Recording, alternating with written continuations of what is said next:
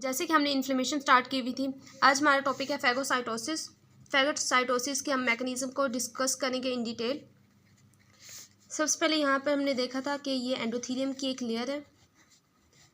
यहाँ पे जो न्यूट्रोफिल था ये यहाँ पे बाहर निकल गया था, इसको क्या कहते हैं, इस प्रोसेस को ट्रांसमाइग्रेशन का प्रोसेस कहते हैं। देन ये माइक्रोब था, माइक्रोब ने एक कीमो अट्रैक्टेंट्स रिलीज़ किया था जो इस न्यूट्रोफिल को गाइड कर रहा था, हाँ भाई मैं यहाँ पर आके मुझे किल कर दो, तो ये प्रोसेस हो गया था। ठीक है, उसके बाद फिर आज हमने पढ़ा है कि यहाँ पर ये कैसे पहुँच तो ये गया है, तो अब ये फैगोसाइटोसिस का प्रोसेस कैसे करेगा। जो फैगोसाइटोसिस का प्रोसेस है वो इन 3 स्टेप्स में हमने इसको डिस्कस करते हैं। जो यहाँ पे ल्यूकोसाइट होता है सच एज न्यूट्रोफिल एक्टिवेट होता है और वो फैगोसाइटोसिस का प्रोसेस करता है। फैगोसाइटोसिस के 3 स्टेप्स हैं। सबसे पहले रिकॉग्निशन, देन इनगल्फमेंट,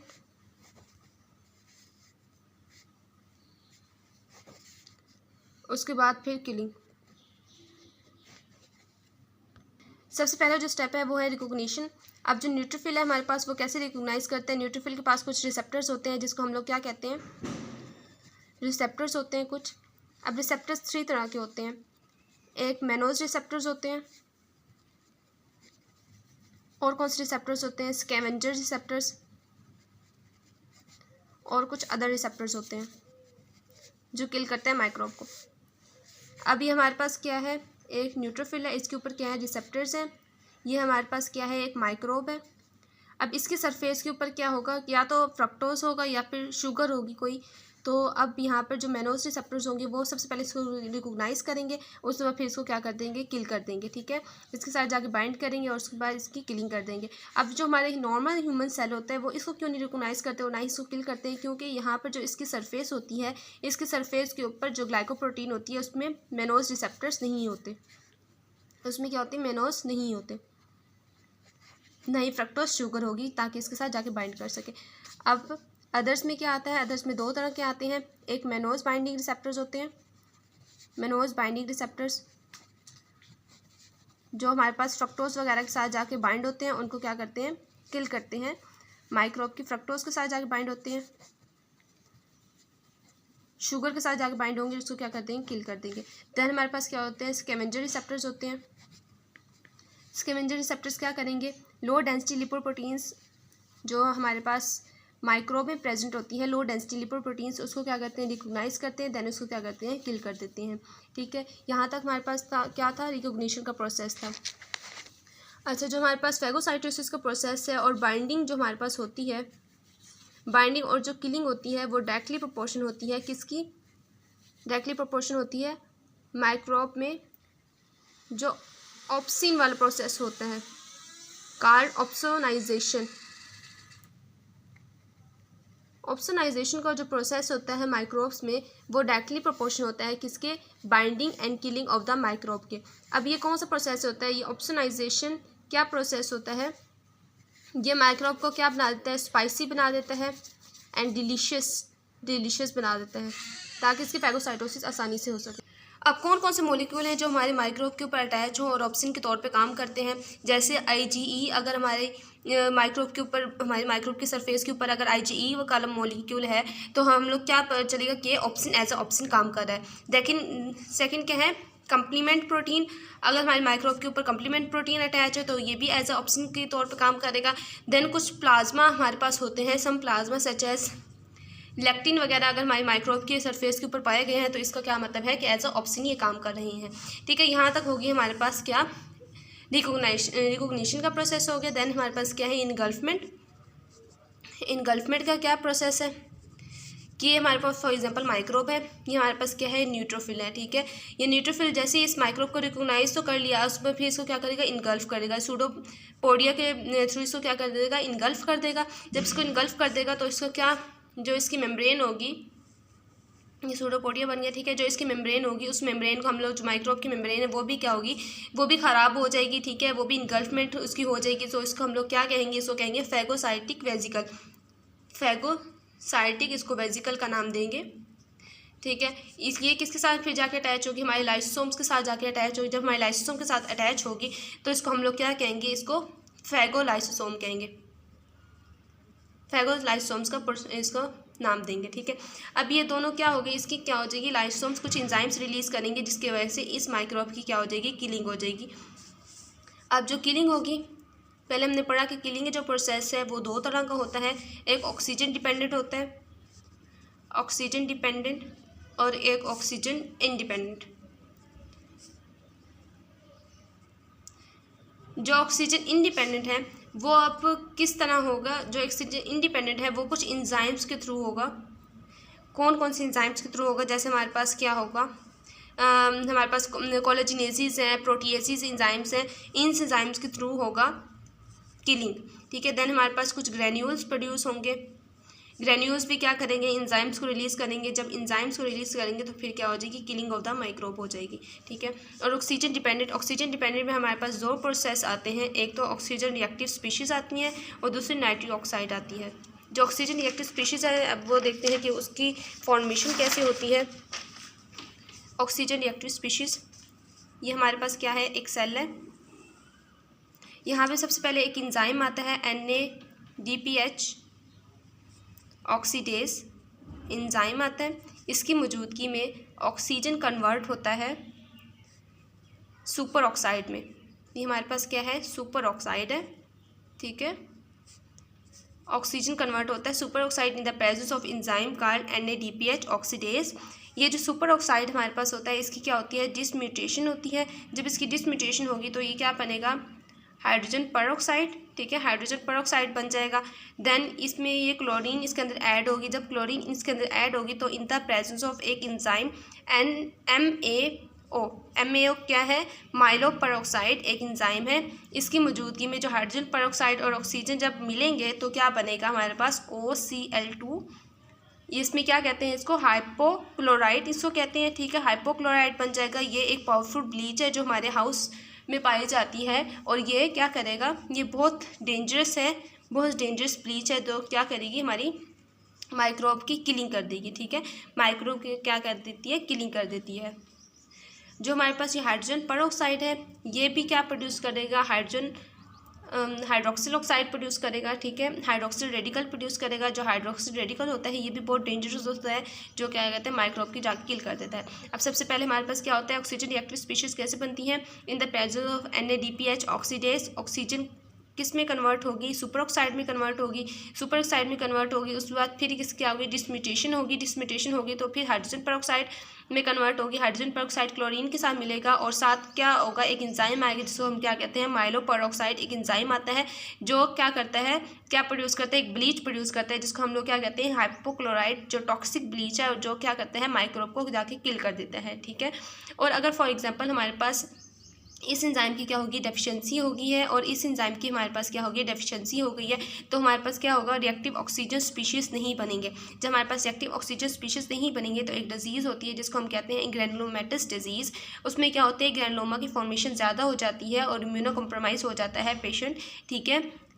तो इसमें क्या होगा, जब ये रिएक्टिव ऑक्सीजन स्पीशीज़ नहीं बनेंगे तो फिर ये माइक्रोब की किलिंग नहीं होगी और इम्यूनो कॉम्प्रोमाइज़ हो जाएगा पेशेंट। ठीक है। और अगर रिएक्टिव ऑक्सीजन स्पीशीज़ बहुत ज़्यादा प्रोड्यूस होने लग जाती हैं तो फिर हमारे पास क्या होगा कि एजिंग का प्रोसेस हो जाएगा, एजिंग हो जाएगी। और दूसरी हमारे पास क्या होगी, सेलुलर इंजरी हो जाएगी, क्योंकि ये एक बहुत पावरफुल प्रोसेस है। ठीक है। पावरफुल स्पीशीज़ है जो हर किसी को क्या कर देती है, किल कर देती है, चाहे हमारे नॉर्मल सेल्स हों या फिर कोई माइक्रोब वगैरह हों। ठीक है।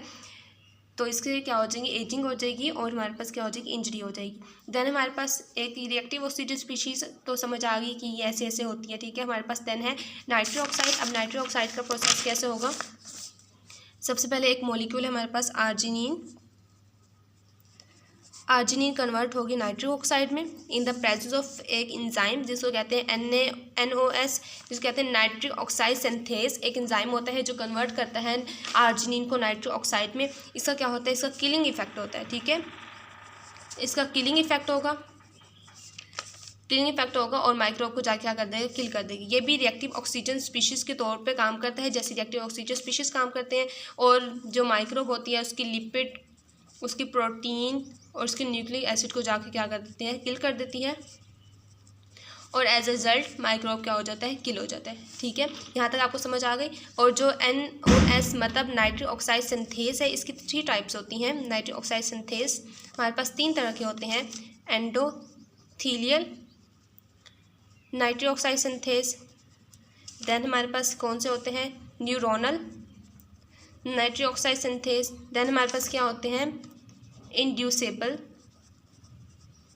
Nitric oxide synthase. ठीक है, ये 3 तरह के हमारे पास होते हैं। ये जो फर्स्ट 2 होते हैं नाइट्रिक ऑक्साइड सिंथेस, ये क्या काम करते हैं, एज अ न्यूरोट्रांसमीटर के तौर पे काम करते हैं। न्यूरोट्रांसमीटर के तौर पे काम करेंगे इन द न्यूरॉन्स। और ये क्या किसको मेंटेन करेंगे, इसको वेस्कुलर टोन को, हमारी बॉडी में वेस्कुलर टोन को क्या कर देंगे, मेंटेन करेंगे, मेंटेन करने का काम करते हैं। लेकिन जो इंड्यूसेबल नाइट्रिक ऑक्साइड सिंथेस है, इसको कौन स्टिमुलेट करता है, इसको स्टिमुलेट करने के लिए हमारे पास होते हैं इन्फ्लेमेटरी मीडिएटर्स। इन्फ्लेमेटरी मीडिएटर्स होते हैं हमारे पास। और क्या होते हैं हमारे पास, साइटोकाइंस होते हैं, जो इसको क्या करते हैं, स्टिमुलेट करते हैं। और फिर ये क्या प्रोड्यूस करते हैं, नाइट्रिक ऑक्साइड को प्रोड्यूस करेगा और देन क्या हो जाएगी, किलिंग ऑफ द माइक्रोब हो जाएगी। ठीक है, अब हमारे पास क्या होता है, जो नाइट्रिक ऑक्साइड सिंथेस है उसकी 3 टाइप्स होती है, endothelial nitric oxide synthase, neuronal nitric oxide synthase, inducible nitric oxide synthase. जो हमारे पास एंडोथीलियल नाइट्रिक ऑक्साइड सिंथेस और न्यूरोनल नाइट्रिक ऑक्साइड सिंथेस है, न्यूरोट्रांसमीटर के तौर पे काम करते हैं इन द न्यूरॉन्स और वेस्कुलर टोन मेंटेन करते हैं। देन जो इंड्यूसेबल नाइट्रिक ऑक्साइड सिंथेस है, ये हमारे पास इन्फ्लेमेटरी मीडिएटर्स और साइटोकाइंस इसको क्या करते हैं, स्टिमुलेट करेंगे तो नाइट्रिक ऑक्साइड में कन्वर्ट होगा और साथ क्या हो जाएगी, किलिंग हो जाएगी। ठीक है, अच्छा, यहाँ तक तो हो गया, हमारे पास किलिंग का प्रोसेस हो गया। न्यूट्रोफिल्स के पास एक और मॉलिक्यूल होता है, ग्रेन्यूल्स होते हैं न्यूट्रोफिल्स के पास। ठीक है, ये ग्रेन्यूल्स 2 तरह के होते हैं। ये ग्रेन्यूल्स इनके पास कुछ एंजाइम्स होते हैं जो माइक्रोब्स को जाके क्या कर देते हैं, किल कर देते हैं। अब ये 2 तरह के ग्रेन्यूल्स होते हैं हमारे पास, 2 types of granules, primary granular sac vesicle, ठीक है, और सेकेंडरी ग्रेन्यूलर वेजिकल।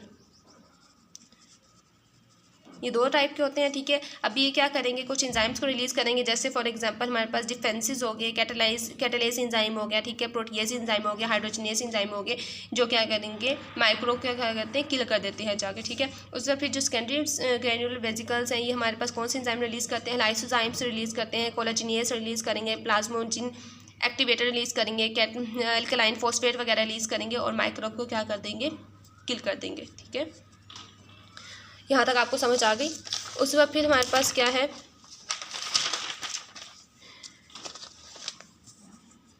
जो हमारे पास फैगोसाइटोसिस का प्रोसेस है, ये हमने क्या पढ़ा कि 3 स्टेप्स में होता है। सबसे पहले क्या होती है, रिकॉग्निशन होती है। ठीक है, उसके बाद फिर क्या होती है, इंगल्फमेंट होती है, देन क्या होती है, किलिंग हो जाती है। ठीक है, उसमें हमने पढ़ा किलिंग 2 तरह की होती है, एक तो ऑक्सीजन डिपेंडेंट होती है और ऑक्सीजन इंडिपेंडेंट होती है। ठीक है, इंडिपेंडेंट ऑक्सीजन जो डिपेंडेंट होगी वो 2 तरह की होगी, रिएक्टिव ऑक्सीजन स्पीशीज़ की फॉर्म में होगी, दूसरी नाइट्रोक्साइड की फॉर्म में होगी, और जो इंडिपेंडेंट होती है वो in the form of enzymes की होती है। ठीक है, इंजाइम्स की कैसे होगा, इन द फॉर्म इंजाइम्स और ग्रेन्यूल्स के फॉर्म में होगी, और वो 2 तरह की होगी, प्राइमरी, ठीक है, प्राइमरी ग्रेन्यूलर सैक होगा और सेकेंडरी ग्रेन्यूलर सैक होगा। ठीक है, उसके बाद फिर हमारे पास जो ग्रेन्यूल्स होते हैं, इनके पास हमने क्या पढ़ा कि इनके पास कुछ एंजाइम्स होते हैं, जो एंजाइम्स होते हैं जो किल करते हैं माइक्रोब्स को। अब इनके पास कुछ स्पेसिफिक एंजाइम्स होते हैं, जैसे प्रोटीएसिस हो गए। अब जो प्रोटीएज होंगे वो सिर्फ क्या करेंगे, बैक्टीरिया को जाके ब्रेक डाउन करेंगे और किल करेंगे। ठीक है, उसमें फिर हमारे पास क्या होगा, जो एसिड प्रोटीएसिस होते हैं वो बैक्टीरिया को जाकर किल करते हैं, और जो न्यूट्रल हमारे पास प्रोटीएसिस होते हैं वो किसको जाके किल करते हैं, वो हमारे पास extracellular material such as collagenesis के तौर पे काम करते हैं, फिब्रिन के तौर पे काम करते हैं और इलास्टिन के तौर पे काम करते हैं। ठीक है, as a extracellular material के तौर पे काम करेंगे। अच्छा, अब जो ल्यूकोसाइट का प्रोसेस है वो हाईली रेगुलेटेड प्रोसेस है। ठीक है, हाईली रेगुलेटेड फॉर्म में ये प्रोड्यूस होता है। जो ल्यूकोसाइट होता है इसमें क्या होता है, हमारे पास कुछ एंजाइम्स होते हैं, ग्रेन्यूल्स होते हैं। अगर ये बाहर निकल जाए हमारी बॉडी के तो ये बहुत डेंजरस प्रोसेस होता है। ठीक है, डेंजरस इफेक्ट प्रोड्यूस करेंगे। अगर यहाँ पे फॉर एग्जांपल इलास्टेसिस एक एंजाइम है, वो बहुत ज़्यादा बाहर निकल जाता है, ठीक है, बॉडी से बाहर निकल जाता है, तो फिर ये क्या करेगा, प्रोटीन्स की ब्रेकडाउन करेगा, इलास्टेसिस को न्यूट्रलाइज करने के लिए हमारे पास एक हमारी बॉडी में एक एंजाइम होता है जिसको हम लोग कहते हैं अल्फा 1 एंटी ट्रिप्सिन एक एंजाइम होता है जो इसको क्या करता है, इसको किल करता है, ठीक है, इसको न्यूट्रलाइज करता है इलास्टेसिस को, कि हाँ भाई अब जो माइक्रोब है उसकी प्रोटीन्स, माइक्रोब टूट चुका है, माइक्रोब किल हो चुका है, तो अब आप इसकी प्रोडक्शन रोक दें। लेकिन जब एंटीट्रिप्सिन हमारे पास अल्फा-1 एंटीट्रिप्सिन की डेफिशिएंसी हो जाएगी, इसकी प्रोडक्शन कम हो जाएगी, तो फिर हमारे पास क्या होगा, इलास्टेसिस बहुत ज़्यादा प्रोड्यूस होने लग जाएंगे बॉडी में। जब इलास्टेसिस बहुत ज़्यादा प्रोड्यूस होने लग जाएंगे तो बॉडी में बहुत ज़्यादा production of the breakdown of the proteins क्या हो जाएंगी, ज़्यादा हो जाएंगी, ठीक है। देन हमारे पास है, यहाँ तक हमने देख लिया, ठीक है। उसके बाद फिर है हमारे पास न्यूट्रोफिल एक्स्ट्रा सेलुलर ट्रैप की बात करते हैं। हमारी बुक में लिखा हुआ है न्यूट्रोफिल एक्स्ट्रा सेलुलर ट्रैप, एक टर्म यूज़ की गई है। अब देखते हैं ये क्या है, न्यूट्रोफिल एक्स्ट्रा सेलुलर ट्रैप। ये हमारे पास क्या है, न्यूट्रोफिल है, ठीक है।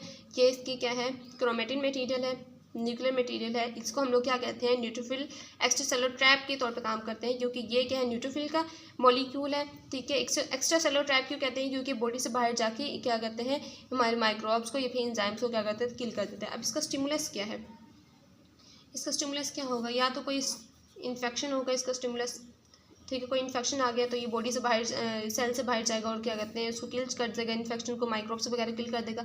या फिर हमारी बॉडी में इन्फ्लेमेटरी मीडिएटर्स बहुत ज़्यादा हो गए हैं, इन्फ्लेमेटरी मीडिएटर्स अब बहुत ज़्यादा प्रोड्यूस हो गए हमारी बॉडी में, तब भी क्या करेगा, inflammatory mediators reactive oxygen species को रिलीज़ करेंगे।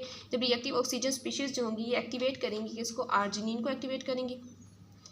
जब आर्जिनिन को एक्टिवेट करेंगे तो आर्जिनिन डी अमाइनेज एक एंजाइम होता है जो कन्वर्ट करता है आर्जिनिन को किस में कन्वर्ट करता है, सिट्रुलिन में कन्वर्ट कर देते हैं। जब सिट्रुलिन बनता है तो फिर ये क्या बनाता है, क्रोमेटिन